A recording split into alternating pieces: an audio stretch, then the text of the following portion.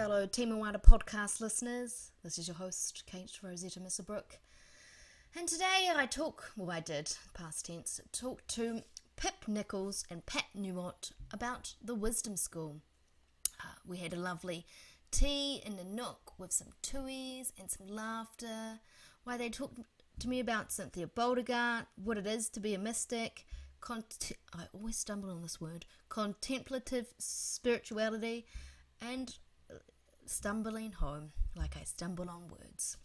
So, without further ado, I welcome to you the Wisdom School. How are you going, Pip and Pat? Well, I've just said I have just seen the most beautiful tui in a tree just out the window. And I'm looking at the most glorious blue sky today here at Te Moata. So it's the last day of the retreat you've just hosted. How's it been going down there? Well, Pat and I were just talking about it, and after any of us have done a retreat and we return home, people will say, how was the retreat? And possibly our first response, off the top of our head is, oh, it was good. Or if it wasn't, something else. But it's a whole lot more than that. And there's a level where one needs to experience it for oneself. And each person will experience it in their own way. But it has been a beautiful opportunity for me personally to go a whole lot deeper in my being, to touch those spiritual depths. It's surely a gift to come together with others on the path and be community and share silence and share this beautiful place and just share our beings and our beingness for this period of time. But to take that away with us is, I think, what's sitting there for me, that it stays. It stays. It's all part of the journey, before coming and after leaving. And so what exactly is Wisdom School?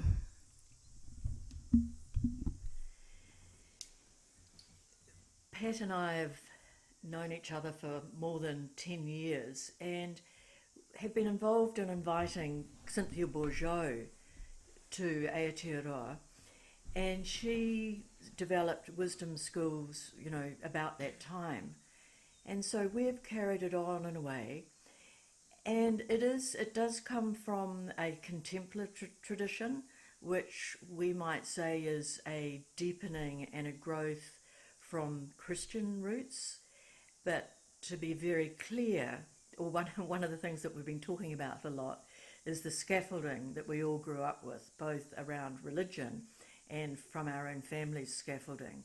And at some point in our lives, we come to realise, and it can certainly be in our teenage years or a little bit later, that scaffolding no longer holds the building of ourselves, and the scaffolding crumbles. Sometimes it's life that supports the scaffolding to crumble.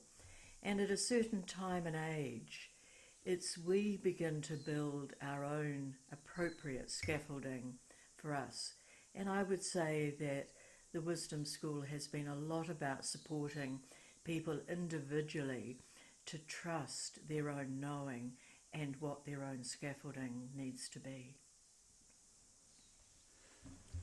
We named this Wisdom School process, which has been a year-long process of gathering every few weeks online, sharing reflections with each other, and then gathering kanohi ki te kanohi here for this retreat. The beauty of stumbling home is what came to Pip and I as we were discussing what would we call this process. And so we've been really reflecting and sitting with quite deeply the notions of home, coming home to ourselves, coming home to the divine within.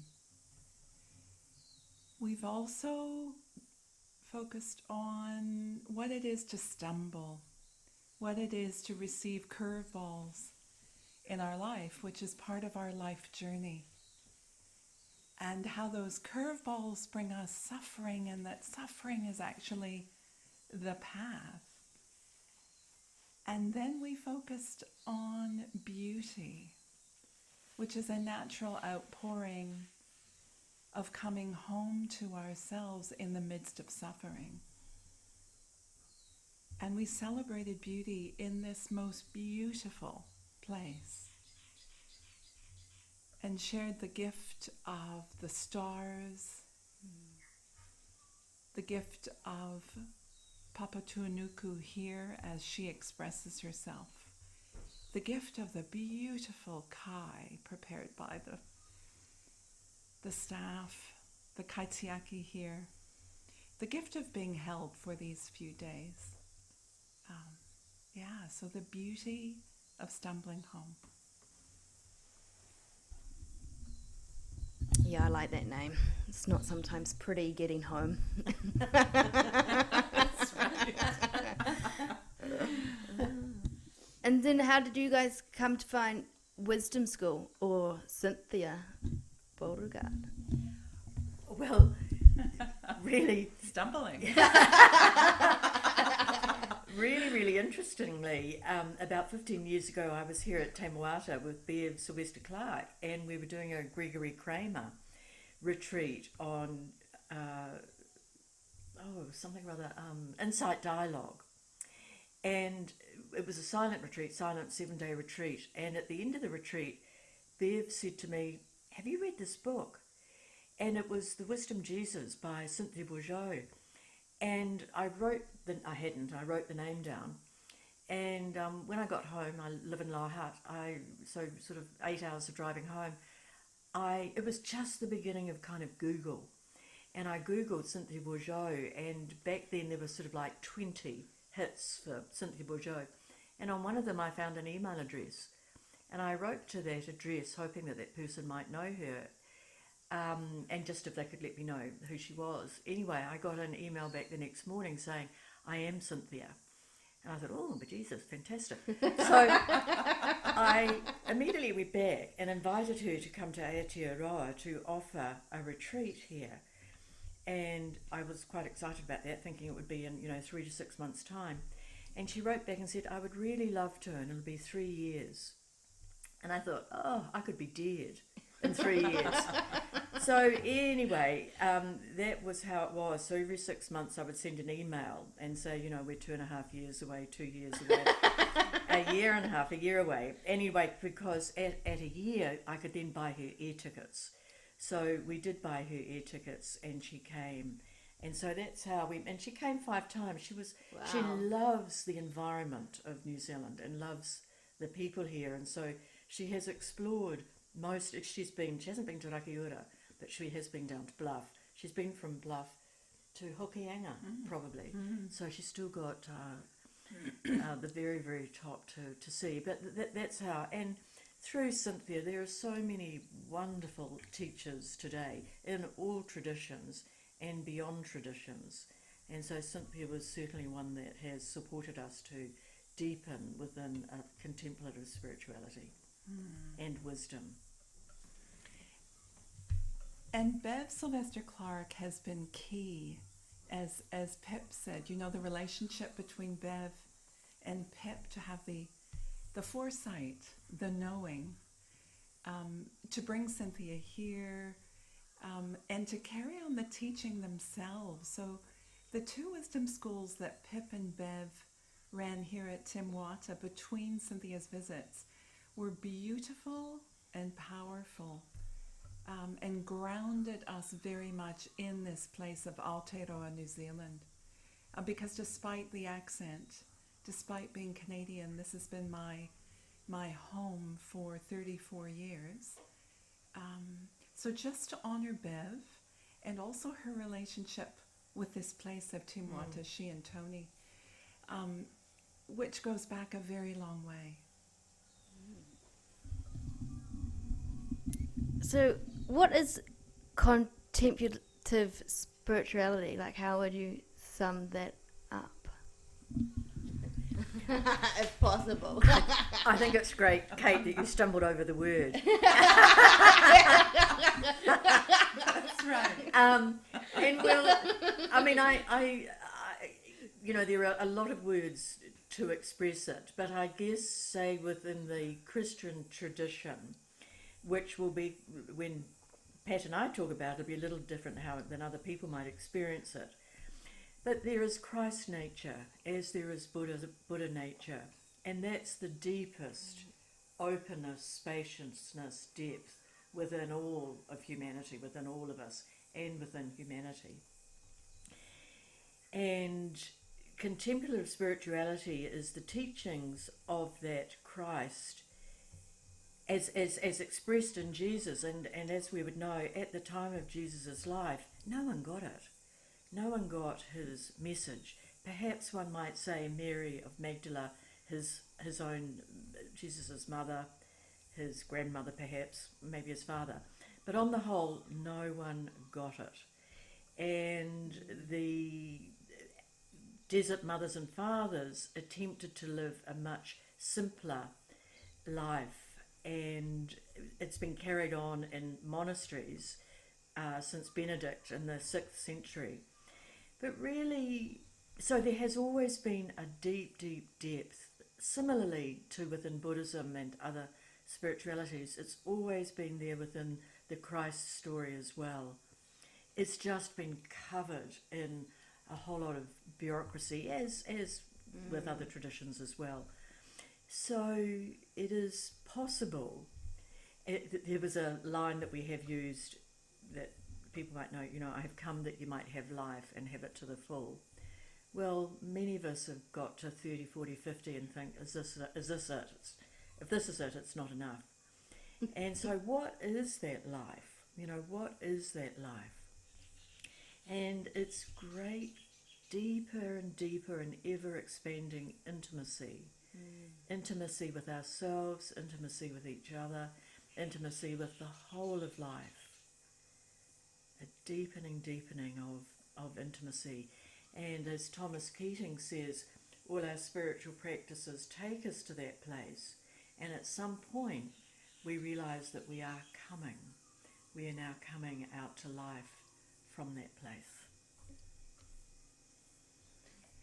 And it's something that the mystics of many religious traditions have pointed to, and expressing the inexpressible, often described as the finger pointing to the moon. So there are many who've gone before, and there are many who will come after us, who know this, and are our role models. And we could name many. Pip has mentioned Thomas Keating. We could mention Thomas Merton. We could go back and mention Teresa of Avila, John of the Cross, Julian of Norwich, Saint Therese of Lisieux, the little flower, Mother Teresa. And we could mention people like Dorothy Day, mystics in the midst of the city, being present with the poorest of the poor. And we all know mystics in our own lives, and they are our role models for this path. And I'll just mention a couple of others that have been significant role models to me, and one is Thich Nhat Hanh, Brother David Steindl-Rast, you know, the Dalai Lama, absolutely beautiful, Tinley Norbu Rinpoche, my own teacher from Tibetan Buddhism. And currently today, one could mention, where, because of social media and all of those sorts of things, there's access to so many beautiful teachers, Amoda Ma, Jeff Foster, who are beyond tradition, who go beyond the boundaries of tradition into just the open ground of great emptiness, great spaciousness, great love.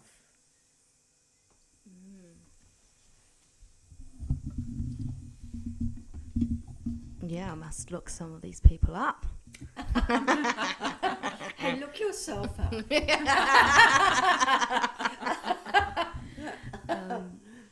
I guess how would what defines a mystic? And then my other question to go over that is what kind of techniques do you use around stumbling home? If technique's the right word. Maybe we'll start with technique, and really our suggestion would be that we create an environment in which people can discover their own technique, because each of us will have our own technique deep within us. And in saying that, the little bit of scaffolding in this regard that we do provide is a wonderful little teaching that came from a little bit of Gregory Kramer, but also that fabulous psalm, "Be still and know that I am God." And we have a practice to that, which is be still. And we say the practice is pause and soften our whole being, our thinking mind, our emotional self, our body. And that's the practice. Pause and soften. Because naturally if we soften, we open, our body opens up, and so our awareness drops within our body. And the next one is be still and know. Know is noho puku, the Māori words for contemplation, which is to sit in the belly. So we pause, soften, open, sit in the belly. And naturally, when we sit in the belly of ourselves, our I, our egoic self, our problem thinking, solving mind dissolves. And the be still and know that I am. The I am, when our small egoic I has dissolved, the I am becomes we are. We are with Buddha nature. We are with Christ nature. We are with universe. We are with everything. And the final one is be still and know that I am God. That God, our practice would say, great love. Love. Pause, soften, open, noho puku, dissolve, we are love.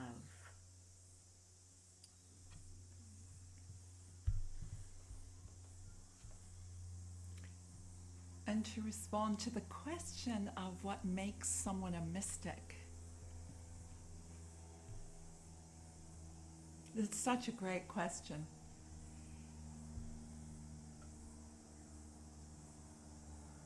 For some, the ego moves to the side, gets out of the way enough that the I still exists, because we all need the ego. We all need to function. We need the chief executive. But we need, as Pip said beautifully this week, the chief executive to become the assistant. The assistant and not the chief. So that both our heart center and our deeper noho puku, our place of knowing deep in the belly, that we begin to function and operate from that place. And you know, even the mystics operate from that place, but not all of the time. None of us humanly alive can operate from that place. But the mystics are people who do. Some of them wrote about their experiences, but we all know mystics who are servants who will never write. I often think of the people who clean the train station near where I used to live in Mount Albert. The kuya out the back of the whare nui, preparing food for the whare kai. The elderly, people have spoken this week about beautiful older people in institutional care, some of whom have become so free of ego because of dementia that despite them being largely rejected by society, they offer a simplicity and a beauty. They're mystics. Someone mentioned this week people with intellectual disability who are very close to my heart. Again, the simplicity, the love that many of them just know and express. They're mystics. So mystics aren't only the Thomas Mertons of the world who have written and become great teachers. There are mystics in our midst if we see them, if we hear them, if we notice them. Thank you. Wow. So, what is your cute meat story? How did you guys come to work together?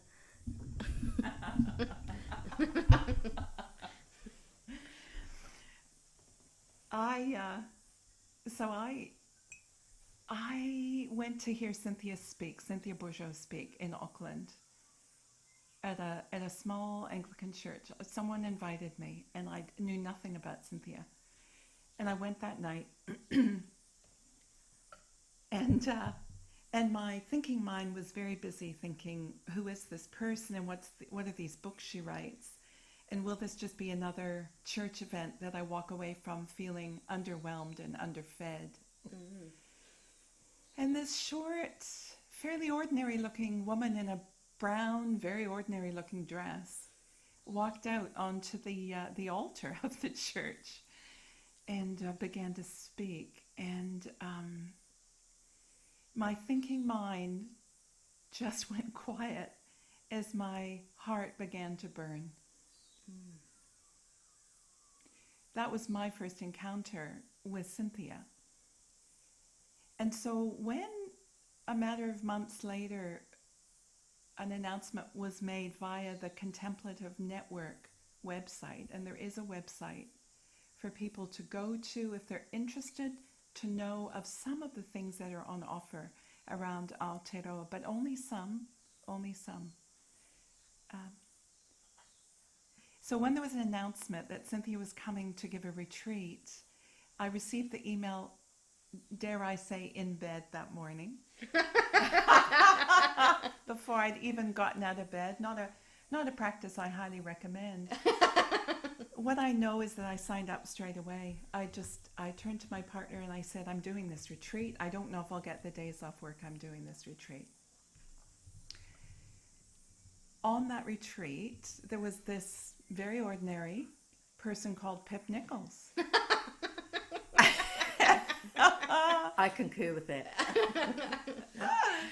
And Pat was just feeling quite awkward as I looked around the room and recognized a number of people at this retreat as spiritual directors, nuns, religious sisters, people that I would have maybe looked up to as being a little bit on the kind of holy side. And I thought, what the hell am I doing here? Thank goodness for me, it was a silent retreat. And during that time, as that thought of what am I doing here dropped away, and I was able to just receive. On the last day, we had a speaking lunch. I didn't really feel I had anyone to sit with at that speaking lunch, but I was drawn to be outside. We were at Long Bay. at the retreat center, I was drawn to be outside. So I sat at a table by myself, looking out at the sea, feeling very, very centered. And someone plopped on the seat across from me, and it was this very ordinary woman, Pip Nicholls. And she began to ask me about myself. And whanaungatanga began. We began to make connections, people we knew in common. And I started to feel so at home with Pip. And that was the beginning of what's been a really beautiful friendship. Pip has accompanied me as she's accompanied spiritually many of us. And then we just very naturally began to dream of offering things together. So that's my story. Thanks. And Kate, in my experience, if we can come home to that deeper part of ourselves, which I would say is a depth of intimacy with ourselves, and if we can be in that place, it's possible for us to be with anyone, and for our experience anyway, to be intimate. And so I could sit opposite Pat, and it could have been anyone, and to have had kind of a depth conversation. And it mightn't be that the topic is deep, but there's an experience of intimacy, as I feel right now with you and with other people here. I have it a lot at supermarkets, at petrol stations, in the streets, anywhere. It's just possible to just be still and just, there's an expression, should we have a heart-to-heart, or should we have a one-to-one? And I say it's not a heart-to-heart, it's heart with heart, one with one. So it's not me subject, you object. You are not an object to me. You are a beautiful being in yourself, and my heart is able to touch your heart, and your heart certainly touches my heart. Yeah. Yeah, that's like, you can already feel my heart kind of pumping, and it's quite funny, I find, like how it's hard sometimes to allow that feeling of intimacy, maybe from, obviously, I don't know, from your past life or something, past experiences, but then just hearing this and seeing that kind of relationship you guys have, that intimately, you feel it, and it's like, wow. And why do we struggle so much to run from it or hide from it?